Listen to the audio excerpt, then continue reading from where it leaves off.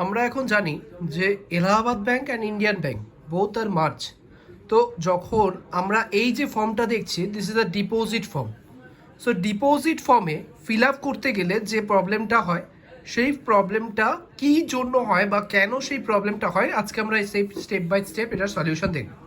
তো আমরা এখানে দেখতে পাচ্ছি ব্রাঞ্চ। ব্রাঞ্চে আমরা কি লিখবো? যে ব্রাঞ্চটা আপনার আছে, যে ব্রাঞ্চ আপনার ব্রাঞ্চ ধরুন কলকাতা ব্রাঞ্চে, ধরুন আমি আপনার যে ব্রাঞ্চ রয়েছে, কলকাতা হোক, শিয়ালদা হোক, হোয়াট এভার, দুর্গাপুর, যেই কোনো ব্রাঞ্চ, সেই ব্রাঞ্চটা আপনার যে ব্রাঞ্চে অ্যাকাউন্ট, সেই ব্রাঞ্চটা ফুলফিল করুন। এবার এখানে আমরা দেখতে পাচ্ছি এসবি, সিএ, ওডি, যত ধরনের ব্যাংক আছে, যত ধরনের ব্যাংকের অ্যাকাউন্ট হয়, ততগুলো সবকটা দেওয়া আছে। আমরা বেশিরভাগই যেটা করব সেটা হলো এসবি মানে সেভিংস অ্যাকাউন্ট, সেভিংস অ্যাকাউন্টে দেবো এবং নেম, আপনার যে নামটা রয়েছে সেই নামটা এখানে আমরা ফুলফিল করব। টেলিফোন নাম্বার ফুলফিল করব, কত টাকা আমি জমা দেব সেটা অ্যামাউন্টটাকে শুধু বসাবো। এবার তার নিচে আমি সেটা লিখব ওয়ার্ডে, 2000, 3000, 4000, 2 lakhs, 4 lakhs, যত টাকাই লিখি না কেন সেটা কিন্তু আমরা এখানে ওয়ার্ডে লিখবো, এখানে আমরা ফিগারটা বসাবো।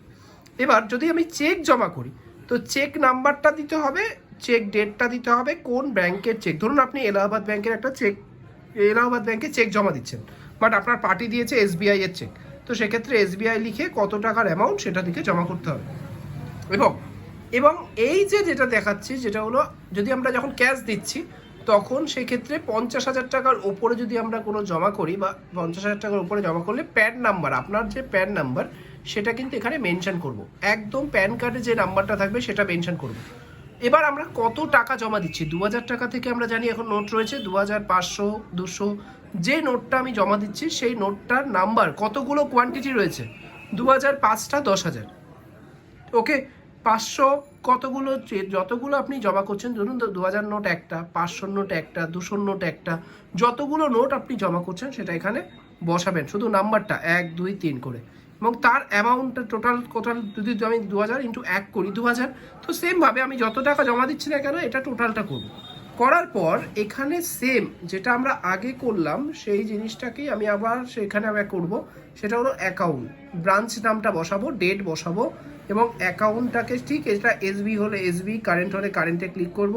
ঠিক করার পর এখানে আমি এসবির যে নাম্বার বা সেভিংস অ্যাকাউন্টের নাম্বার সেটাই প্রত্যেকটা কপি ফুলফিল করব, নিজের নাম বসাবো, মোবাইল নাম্বার বসাবো, এবং যেই টাকাটা আমি তুলবো সেটাকে বসাবো, বসিয়ে এখানে শুধুমাত্র আমি সিগনেচার করব, এখানে একটা সিগনেচার করব, করে আমি এইটা কিন্তু ব্যাংকে জমা দিলে কিন্তু আমার টাকাটা ডিপোজিট হয়ে যাবে।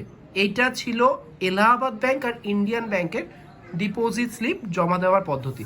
যদি কোনো জায়গায় বুঝতে অসুবিধা হয় ডেফিনেটলি আপনারা টেক্সট করতে পারেন, আমরা চেষ্টা করব আপনাদের যে প্রবলেমগুলো থাকবে সেগুলো সলিউশন দেওয়ার।